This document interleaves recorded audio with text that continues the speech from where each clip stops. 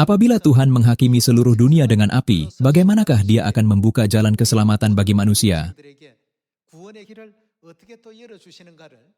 Hari ini, marilah kita ambil masa untuk mempelajari firman Tuhan dengan khutbah bertajuk Dua Penghakiman dan Paskah, dan memastikan jalan keselamatan ini melalui Alkitab, agar kita semua dapat hidup menurutnya.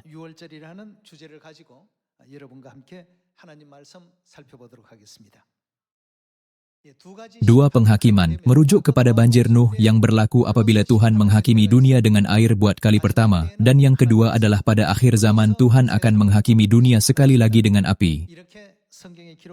Saya pasti Anda semua ingat dan biasa dengan kebenaran yang tertulis dalam Alkitab. Mengapakah dunia akan dihakimi? Mari kita pikirkan masa apabila Tuhan menghakimi dunia. Zaman Nuh, zaman Sodom dan Gomora, serta zaman terakhir. Apakah persamaan selama ini?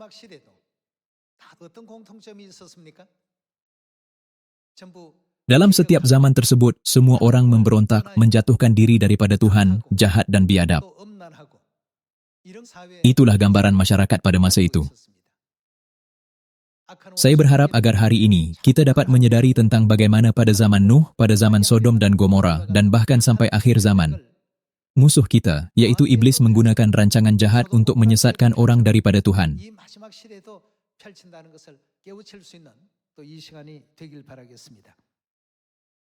Di bawah tajuk khutbah, Dua Penghakiman dan Paskah, mari kita mula mempelajari firman Tuhan dalam buku Ibrani bab 11 ayat 6 terlebih dahulu. Buku Ibrani bab 11 ayat 6. Tetapi tanpa iman tidak mungkin orang berkenan kepada Tuhan. Semasa kita menjalankan penginjilan, kita sentiasa dipengaruhi oleh dunia.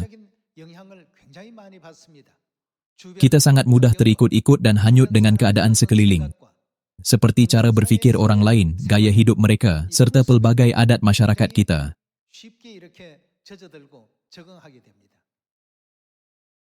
Tuhan sentiasa bekerja untuk menjadikan kita manusia baru. Dia mempunyai kehendak dan keinginan untuk kita. Aku mahu kamu menjadi orang seperti ini. Walaupun begitu, kita sering dipengaruhi oleh dunia. Namun dengan iman, kita dapat mengatasi semua pengaruh ini. Tetapi bagaimana jika kita tidak mempunyai iman? Kehidupan rohani kita akan hanyut kemana? Hati kita akan ditarik kemana? Kita pasti akan menoleh ke dunia dan berpikir, orang lain melakukannya begini. Kemudian, kita akan menjadi sukar untuk hidup dengan cara yang Tuhan inginkan, menjadi orang yang dilahirkan semula. Imanlah yang membenarkan kita mempertahankan diri daripada pengaruh duniawi, kerana iman menetapkan matlamat hidup kita pada kerajaan Tuhan, bukan? Mari kita sambung. Tetapi tanpa iman tidak mungkin orang berkenan kepada Tuhan, sebab barang siapa berpaling kepada Tuhan, ia harus percaya bahwa Tuhan ada, dan bahwa Tuhan memberi upah kepada orang yang sungguh-sungguh mencari Dia. Karena iman, maka Nuh, dengan petunjuk Tuhan tentang sesuatu yang belum kelihatan, dengan taat mempersiapkan bahtera untuk menyelamatkan keluarganya. Dan karena iman itu ia menghukum dunia, dan ia ditentukan untuk menerima kebenaran sesuai dengan imannya. Dikatakan, karena iman, maka Nuh, dengan petunjuk Tuhan tentang sesuatu yang belum kelihatan, dengan taat mempersiapkan bahtera. Kalian, adakah mudah untuk beriman pada perkara yang belum kita lihat? Bayangkan pemandangan seluruh dunia dilitupi air sepenuhnya. Ini sesuatu yang tidak pernah kita saksikan sehingga hari ini. Seluruh dunia telah banjir pada zaman Nuh. Bolehkah Anda bayangkan? Pada masa itu, perkara seperti itu benar-benar di luar imajinasi. Sebab itulah buku Ibrani bab 11 merujuk peristiwa-peristiwa ini sebagai sesuatu yang belum kelihatan. Begitu juga, peristiwa masa depan apabila Tuhan akan menghakimi dunia sepenuhnya dengan api, juga sesuatu yang belum pernah kita lihat. Seluruh dunia akan dihanguskan api. Bukankah itu tontonan yang tidak dapat dibayangkan? Namun Alkitab berkata bahwa Nuh telah percaya perkara itu. Dia percaya, lalu apa yang disediakannya? Dia menyediakan bahtera, tepat seperti yang Tuhan perintahkan kepadanya. Mari kita pastikan ini dalam buku Kejadian bab 6 ayat 9. Kejadian bab 6 ayat 9. 창세기 6장 9절의 말씀 함께 보겠습니다. Inilah riwayat Nuh. Nuh adalah seorang yang benar dan tidak bercela di antara orang-orang sezamannya, dan Nuh itu hidup bergaul dengan Tuhan. Nuh memperanakkan 3 orang laki-laki, Sem, Ham, dan Yafet. Adapun bumi itu telah bagaimana? Rusak di hadapan Tuhan dan penuh dengan kekerasan.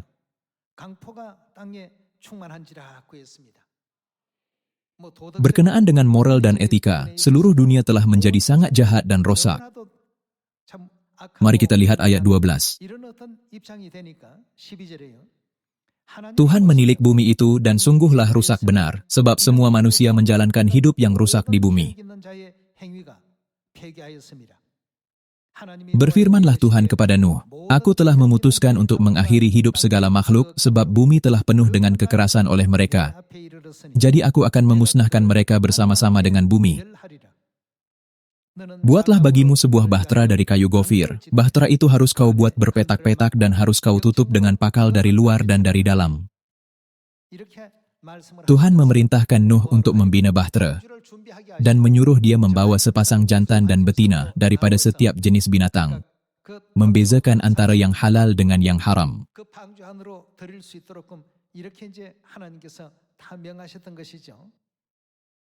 Mari kita sambung dalam ayat 21.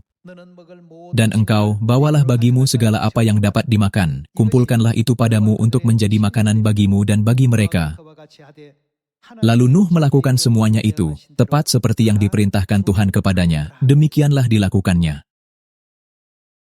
Walaupun Nuh tidak dapat membayangkan bagaimana Tuhan menghakimi dunia dengan air, dia melakukan semua yang diperintahkan Tuhan kepadanya dengan setia.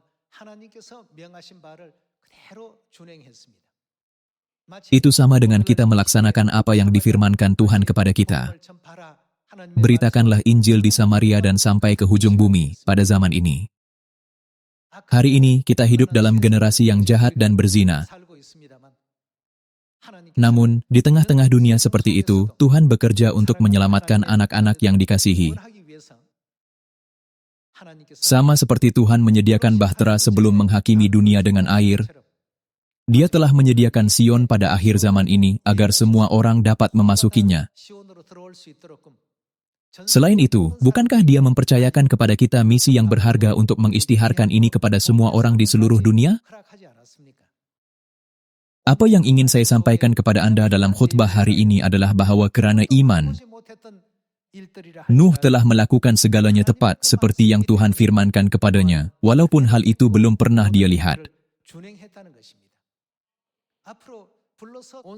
Begitu juga, penghakiman masa depan yang akan menimpa seluruh dunia dengan api ialah peristiwa yang tidak pernah kita saksikan setakat ini. Sebab itulah kita, seperti Nuh, perlu bersedia demi keselamatan kita pada zaman ini.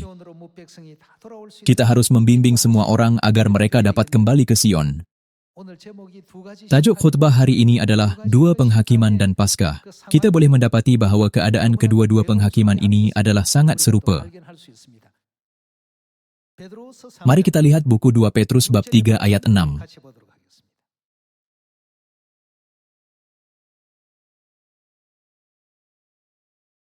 Buku 2 Petrus bab 3 ayat 6. Dan bahwa oleh air itu, bumi yang dahulu telah binasa, dimusnahkan oleh air bah. Ini adalah penjelasan tentang zaman Nuh. Tetapi oleh firman itu juga, Tuhan telah memberikan firman-Nya ketika Dia menghakimi dunia dengan air dan juga memberikan firman-Nya bahwa akan menghakimi dunia ini dengan api.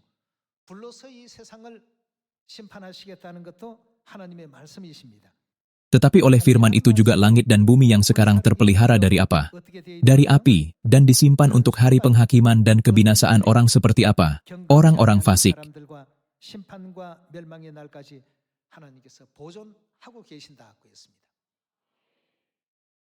Akhirnya, orang yang ingkar di dunia ini semua tertakluk kepada penghakiman, sama seperti pada zaman Nuh.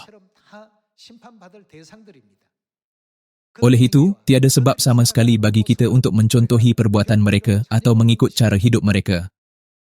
Kita tidak boleh berkata, dunia buat pun nampak macam okey saja. Piawai kita harus selalu ditetapkan pada Tuhan. Kita perlu bertanya, bagaimana Tuhan melihat ini? Bukankah hanya dengan iman yang betul, kita dapat kekal setia sehingga akhir dan menerima keselamatan yang telah Nuh terima? Ayat 9. Tuhan tidak lalai menepati janjinya, sekalipun ada orang yang menganggapnya sebagai kelalaian, tetapi ia melakukan apa? Sabar terhadap kamu, karena ia menghendaki supaya jangan ada yang binasa, melainkan supaya semua orang berbalik dan bertobat. Tuhan sedang menunggu kita untuk berdiri teguh di atas piawai iman yang Dia inginkan, untuk mengatasi dunia, menakluki setiap kelemahan kita, dan sentiasa mengatasi semua cubaan dan penipuan syaitan.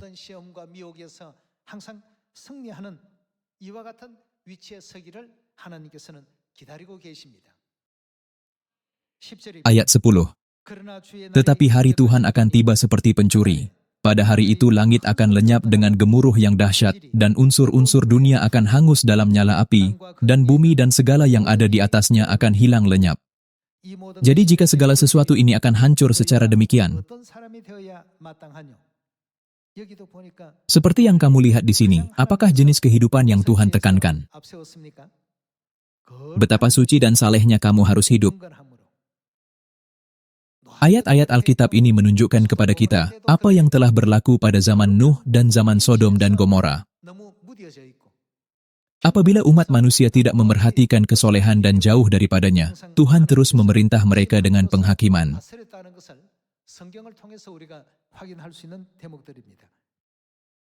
Ayat 12.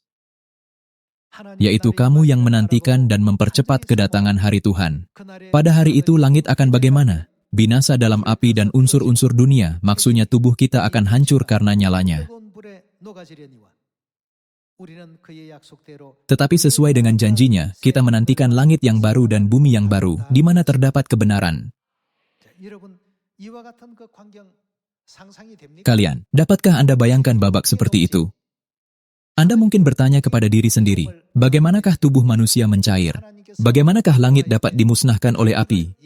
Bahkan apabila Tuhan mengarahkan Nuh, sediakan bahtera, dan memerintahkannya untuk memasukinya, orang tertanya-tanya, dari manakah datangnya air yang cukup untuk menutupi seluruh bumi? Ia pemandangan yang tidak dapat dibayangkan. Namun, Nuh percaya perkara itu karena ia firman Tuhan, dan dia melakukan segala-galanya seperti yang diperintahkan.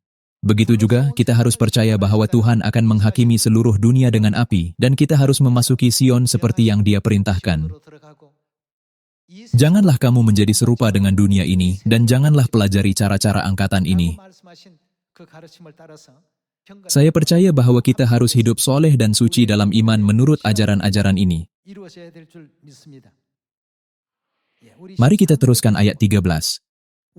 Tetapi sesuai dengan janjinya, kita menantikan langit yang baru dan bumi yang baru, di mana terdapat kebenaran. Sebab itu, saudara-saudaraku yang kekasih, sambil menantikan semuanya ini, kamu harus berusaha supaya kamu kedapatan bagaimana, tak bercacat dan tak bernoda di hadapannya, dalam perdamaian dengan Dia. Kalau begitu, bukankah kita harus berusaha dan bekerja dengan usaha yang lebih besar dalam kerja ini? Tuhan telah memerintahkan kita untuk cepat memberitakan berita yang diberkati kepada semua orang di dunia, sebelum Dia menghakiminya dengan api pada akhir zaman. Inilah berita baik yang harus kita kongsikan, karena masa itu pasti akan tiba. Mari kita buka buku Matius bab 28, ayat 18.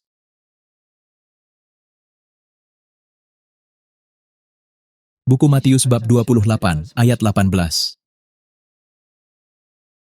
Yesus mendekati mereka dan berkata, "Kepadaku telah diberikan segala kuasa di sorga dan di bumi. Karena itu pergilah, jadikanlah semua bangsa muridku dan baptislah mereka dalam nama Bapa dan Anak dan Roh Kudus, dan ajarlah mereka melakukan segala sesuatu yang telah kuperintahkan kepadamu. Dan ketahuilah, aku menyertai kamu senantiasa sampai kepada akhir zaman." Mengenai segala sesuatu yang telah kuperintahkan kepadamu, apakah yang harus kita lakukan? Kita diperintahkan untuk mematuhinya.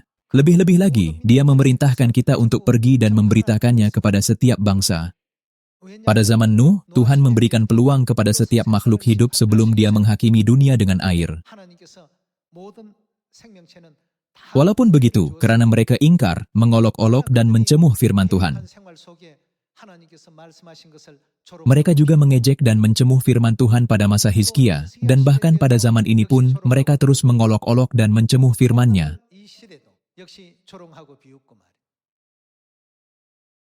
Mereka enggan mempedulikan sebarang arahan atau bimbingan yang Tuhan berikan kepada mereka. Tetapi apabila maut sudah tiba di ambang pintu mereka, akhirnya mereka sadar dan berpikir, aku mesti masuk ke dalam bahtera. Adakah mungkin bagi mereka untuk pergi? Itu mustahil.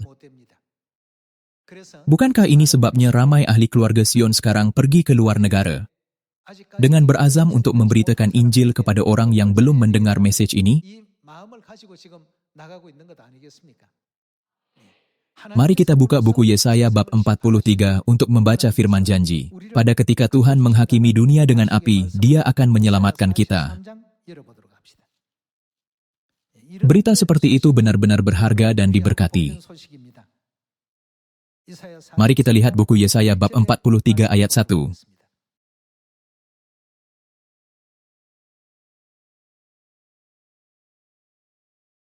Tetapi sekarang, beginilah firman Tuhan yang menciptakan engkau, hai Yakub, yang membentuk engkau, hai Israel.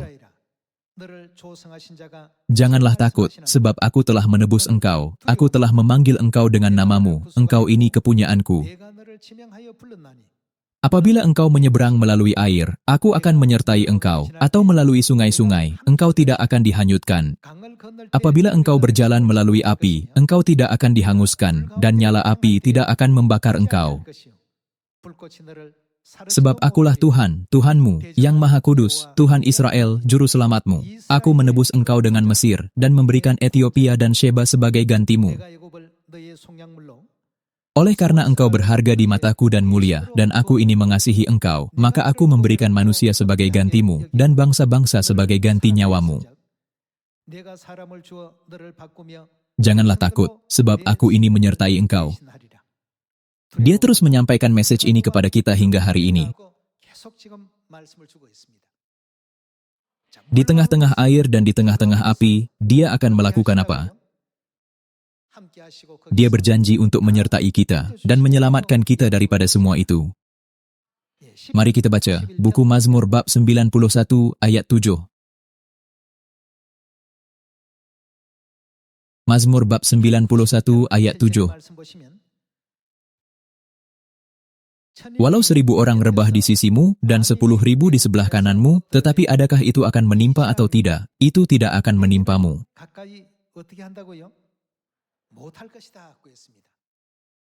Engkau hanya menontonnya dengan matamu sendiri dan melihat pembalasan terhadap orang-orang fasik. Sebab Tuhan ialah tempat perlindunganmu, yang Maha Tinggi telah kau buat tempat perteduhanmu. Malapetaka tidak akan menimpa kamu, dan tulah tidak akan mendekat kepada kemahmu. Bukankah Tuhan berjanji untuk menjauhkan malapetaka daripada kita? Mari kita lihat bagaimana Tuhan menyatakan janjinya untuk melindungi semua anak Sion. Penghakiman dengan air dan penghakiman dengan api merupakan peristiwa yang tidak pernah manusia saksikan sebelum ini. Namun, peristiwa-peristiwa ini akan dijalankan setepatnya menurut firman Tuhan, jadi kita diperintahkan untuk bersiap sedia. Mari kita buka buku Keluaran bab 12 untuk membaca tentang janji Tuhan bahwa Dia akan menyelamatkan kita daripada air dan api. Mari kita lihat buku Keluaran bab 12 ayat 11.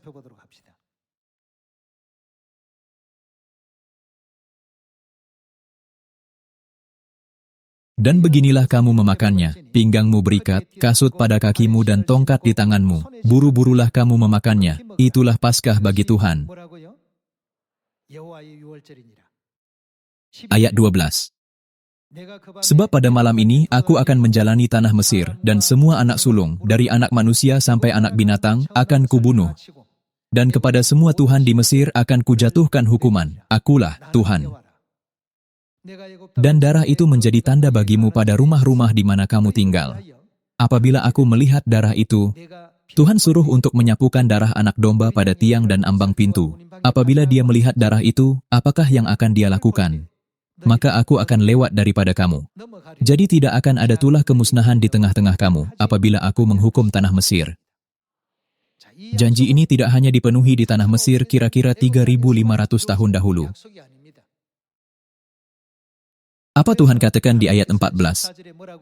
Hari ini akan menjadi hari peringatan bagimu. Apakah hari ini? Paskah. Kamu harus merayakannya sebagai hari raya bagi Tuhan turun-temurun. Kamu harus merayakannya sebagai ketetapan untuk selamanya. Jadi kita boleh menganggap Paskah sebagai bukti jaminan janji Tuhan kepada kita. Paskah mengandungi janji hebat bahwa Tuhan akan sentiasa melindungi anak Sion, sama ada penghakiman dengan air, dengan api, atau apa-apa situasi lain.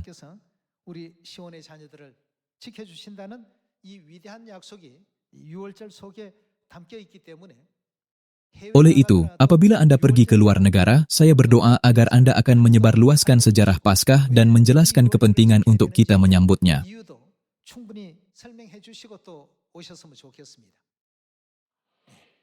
Sama seperti Nuh bersedia untuk apa yang tidak kelihatan, Tuhan telah memberi kita Paskah agar kita bersedia untuk apa yang tidak kelihatan. Dia sedang menyediakan jalan bagi semua manusia untuk kembali ke Sion, tempat perayaannya disambut. Dalam buku Keluaran bab 12, dia berjanji, "Aku akan lewat daripada kamu, jadi tidak akan ada tulah kemusnahan di tengah-tengah kamu." Melalui apa Tuhan membuat janji ini kepada kita sekarang? Bukankah ini janji yang Tuhan berikan melalui Paskah? Sebab itulah tertulis dalam buku Mazmur bab 91, "Walau 1.000 orang rebah di sisimu dan 10.000 di sebelah kananmu, tetapi apa yang akan terjadi? Itu tidak akan menimpamu." Kepada siapa perkataan ini berlaku? Apa yang telah mereka patuhi? Inilah janji Tuhan kepada orang yang menyambut Paskah. Hari ini, sambil kita pahatkan firman kebenaran Tuhan ini dalam hati kita, marilah kita pastikan melalui Alkitab beberapa butiran lagi tentang hari Tuhan menghakimi dunia dengan api. Mari kita buka buku Yeremia bab 4 ayat 9.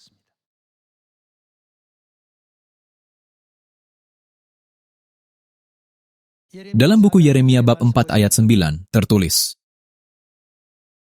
"Pada waktu itu, demikianlah firman Tuhan, raja dan para pemuka akan bagaimana? Kehilangan semangat. Mereka akan kehilangan semangat karena pemandangan itu sangat menakutkan dan mengejutkan. Raja dan para pemuka akan kehilangan semangat, para imam akan tertegun dan para nabi akan bagaimana? Tercengang-cengang."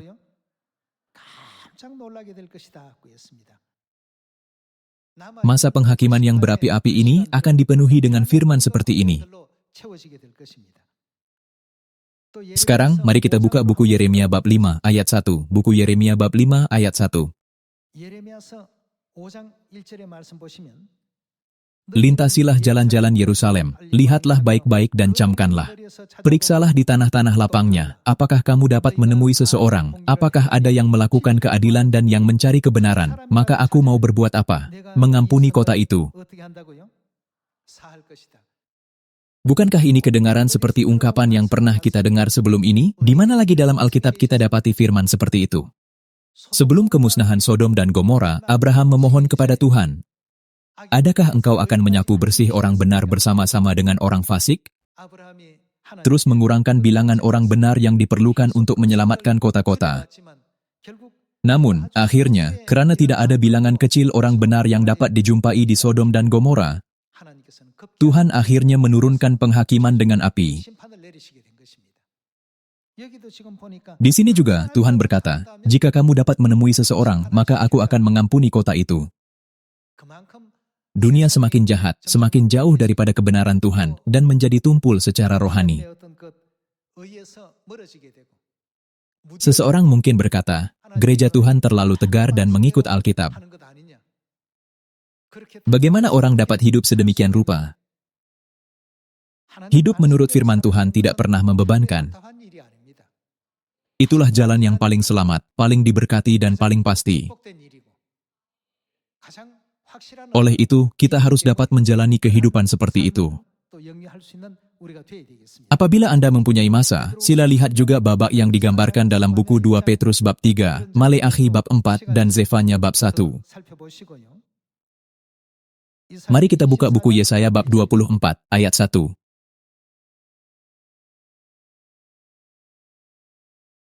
Buku Yesaya bab 24 ayat 1.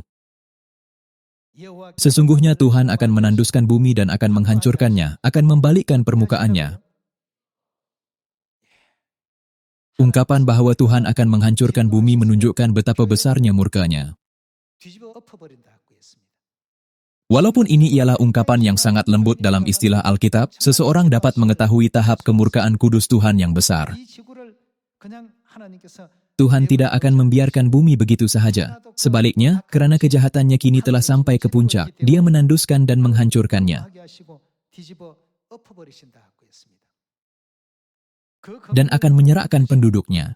백성과 제사장이 일반일 것이고 Maka seperti nasib rakyat, demikianlah nasib imam, seperti nasib hamba laki-laki, demikianlah nasib tuannya. 사는 자와 파는 Seperti 자가 nasib peminjam, demikianlah nasib yang meminjamkan. Seperti nasib orang yang berhutang, demikianlah nasib orang yang berpiutang. 내는 자가 일반일 것이라. 땅이 Bumi akan ditanduskan setandus-tandusnya dan akan dijarah sehabis-habisnya, sebab Tuhanlah yang mengucapkan firman ini. 하셨느니라. 땅이 Bumi berkabung dan layu, ya, dunia merana dan layu, langit dan bumi merana bersama. 백성 중에 높은 자가 다 쇠하고 Bumi cemar karena penduduknya, sebab mereka melanggar undang-undang, mengubah ketetapan dan mengingkari perjanjian abadi. 율례를 어기며 영원한 언약을 파였습니다. 그러므로 Sebab itu sumpah serapah akan memakan bumi, dan penduduknya akan mendapat hukuman. Sebab itu penduduk bumi akan hangus lenyap, dan manusia akan tinggal sedikit.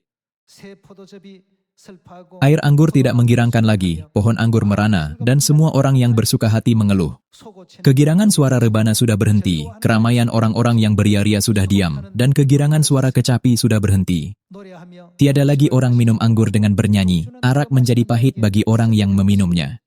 약탈을 Kota yang kacau riuh sudah hancur, setiap rumah sudah tertutup, tidak dapat dimasuki. 없을 것이며 Orang menjerit di jalan-jalan karena tiada anggur, segala sukacita sudah lenyap, kegirangan bumi sudah bagaimana? Hilang.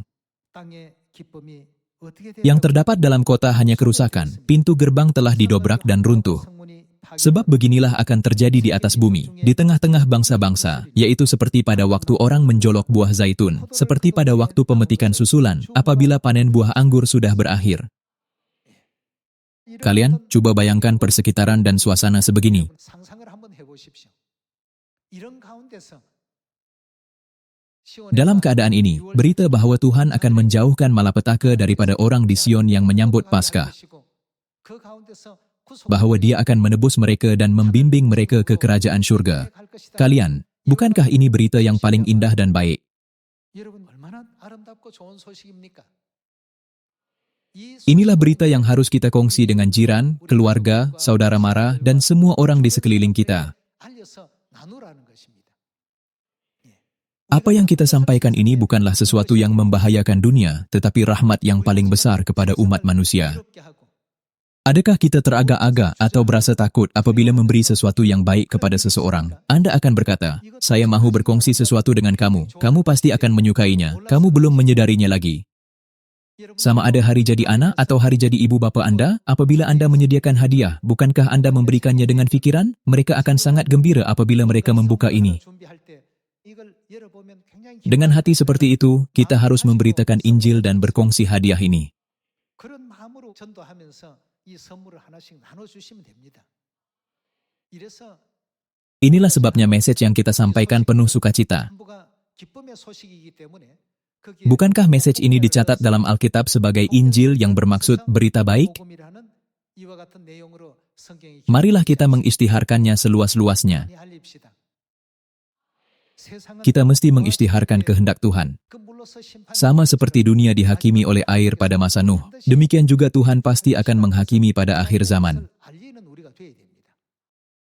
두렵고 Tetapi ini bukan hanya tentang peristiwa yang menakutkan dan menakjubkan. Janji keselamatan Tuhan juga ada. 그 유월절 Oleh itu, marilah kita membimbing semua roh ke dalam kebenaran hidup Paskah. 그런 마음으로 Marilah kita berkata kepada semua orang, jangan lepaskan peluang ini, 마시고 tetapi pastikan merebutnya. 마지막 특별한 기회니까 이번 기회를 Ini ialah peluang terakhir dan istimewa, jadi sila sertai kami dalam Paskah, perayaan kehidupan. 참여해 보십시오. Dan terimalah berkat dan rahmat Tuhan. 축복과 은혜를 받아가십시오 하는 이런 Dengan demikian, kita harus memberitakan Injil Perjanjian Baru yang berharga kepada semua orang di dunia. 새 언약의 복음이 반드시 되어야 되겠습니다. Tuhan telah memberikan firman-Nya bahwa kedua-dua penghakiman ini pasti akan dipenuhi. 이루어진다라고 말씀을 주셨습니다. Walaupun manusia di dunia bersikap cuai, itu bukan sebab untuk kita turut hanyut bersama mereka. 가버리는 우리가 될 것이 아니라 Sebaliknya, dalam ajaran Tuhan, jika Tuhan berkata, ini tidak suci, ini tidak soleh, maka kita harus menolak perkara-perkara itu daripada kita. 해야 됩니다. Bukankah kita umat Sion yang belajar dan mengikuti ajaran-ajaran Tuhan? 백성들 아닙니까? Jadi kita perlu bertanya, apakah ajaran-ajaran yang terdapat di Sion? Bagaimanakah Tuhan membimbing kita pada zaman ini? 지도하고 계신가? 그걸 Jika kita menjadi umat Tuhan yang sentiasa memperhatikan bimbingannya dan tahu cara untuk mengikutinya, 하나님께서 saya yakin bahwa Tuhan akan membimbing kita dengan selamat ke surga yang abadi, 영원한 천국 bahkan dalam generasi yang jahat dan berzina ini. 확신합니다. 노아 때 Mengapakah orang dihakimi pada zaman Nuh dan pada masa Sodom dan Gomora? Dan mengapakah zaman terakhir ini menghadapi penghakiman Tuhan? 너에 있는가를 Saya meminta Anda agar jangan lupa ini. Di tempat-tempat seperti itu, orang sentiasa melakukan segala-gala yang bertentangan dengan ajaran Tuhan. 참고했습니다. Pengajaran yang Tuhan berikan kepada kita hari ini melalui tajuk Dua Penghakiman dan Paskah ialah kehendaknya untuk mempersiapkan kita bagi zaman ini, sama seperti yang Dia lakukan kepada umat pada zaman Nuh. 하나님의 Saya berharap bahwa Anda akan mengingati hal ini agar Anda semua dapat menyambut Paskah tahun ini dengan gembira. 수 있는 여러분들 Semoga Anda menerima banyak rahmat. Saya tamatkan khutbah hari ini. 말씀의 은혜길 바라면서 Sekian, terima kasih. 감사합니다.